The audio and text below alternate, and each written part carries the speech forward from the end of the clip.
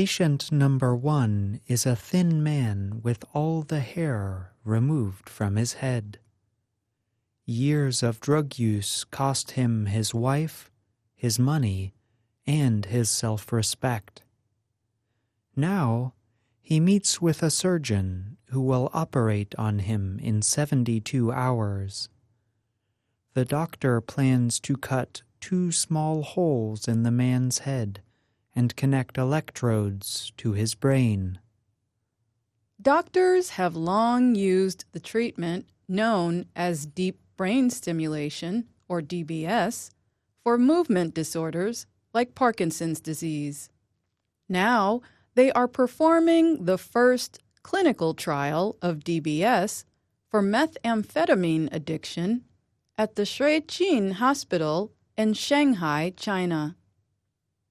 Patient number 1 was the first patient in the study.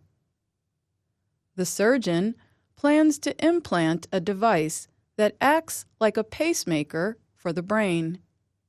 It electrically stimulates targeted areas.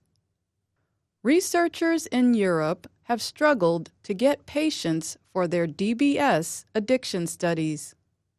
In the United States, complex social and scientific questions have made it hard to move forward with studies of the treatment. 8 registered DBS clinical trials for drug addiction are taking place around the world. 6 of those are in China. That information comes from the U.S. National Institutes of Health. Patient number 1, whose last name is Yun, said doctors told him the surgery was not dangerous. "But I still get nervous," he said. "It's my first time to go on the operating table." Before brain implants, there was brain lesioning. In China, families of heroin users paid doctors thousands of dollars to destroy small masses of brain tissue. Many patients had side effects, including emotional disorders and lost memories. In 2004, China's Ministry of Health ordered a stop to the use of brain lesioning. DBS builds on that history, but unlike lesioning, which kills brain cells, DBS devices offer a treatment that is, at least in theory, reversible. In China, DBS devices can cost less than $25,000. Many patients pay with money they have saved up. Li Dianyou is Yen's surgeon. "You can rest assured for the safety of this operation," he told Yen. "It is no problem. When it comes to effectiveness, you are not the first one, nor the last one. You can take it easy because we have done this a lot." In fact, there are risks. Yen could suffer brain damage. He could have had changes to his personality. He could have developed seizures. He may have even gone right back to drugs. Critics believe the surgery should not be permitted. They argue that these experiments fail to deal directly with the issues that drive addiction. Scientists do not fully understand how DBS works. They still debate where they should place electrodes to treat addiction. 2 U.S. clinical trials on DBS for depression failed around 5 years ago. At least 2 U.S. laboratories dropped clinical trials of DBS for treating alcoholism over concerns about study design. The partial results did not seem to justify the risks, researchers told the Associated Press.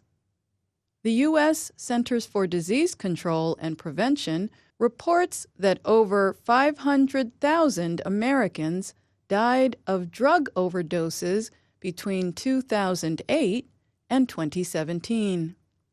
That is more than the total number of U.S. soldiers who died in World War II and Vietnam combined. In February, the Food and Drug Administration approved a small trial of DBS for opioid use disorder. The FDA did not comment on the action. People are dying, said Ali Rezai, the leader of the study at West Virginia University's Rockefeller Neuroscience Institute on drug abuse. Their lives are devastated. It's a brain issue. We need to explore all options.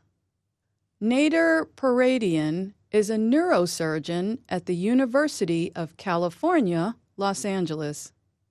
He is investigating the use of DBS for chronic pain. Peradian said it is an appropriate time to research DBS for drug addiction, but only if we can move forward in ethical, well-informed, well-designed studies. Yen, patient number 1, had his surgery about 6 months ago. He was awake when the doctor used a drill to cut through his skull. The noise made him shake. Later the same day, he was given drugs so he could sleep through a second operation. Doctors implanted a battery pack in his chest to power the electrodes in his skull. Hours after, Yen still had not woken up from the anesthesia. His father began crying. Doctors wondered if his drug use had changed how his body reacted to anesthesia. Finally, 10 hours later, Yen opened his eyes. 2 days after the surgery, doctors turned on his DBS device. When the device turned on, he felt energized. He stayed awake that night. He said he spent the whole night thinking about drugs. The next day, Dr. Lee used a tablet computer to adjust the machine connected to Yen's head. The doctor asked how Yen felt. Agitated, Yen said. Lee made a few changes. Any feelings now? He asked. Pretty happy now, Yen said. Yen notes that he felt the changes the machine made. It controls your happiness, anger, grief, and joy, he said. 6 months later, Yen said he is still off drugs. His skin has improved and he has gained some weight. Sometimes, in his new life, Yen touches the hard cable wiring in his neck.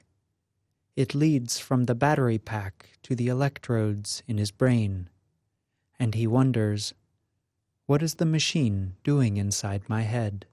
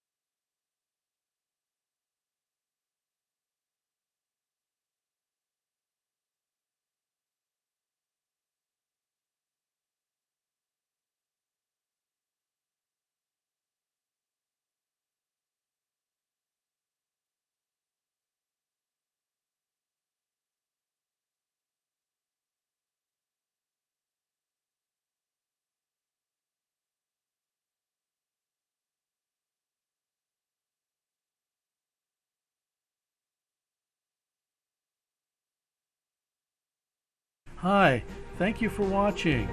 I hope the videos are useful for you. Please subscribe to my channel using the button below.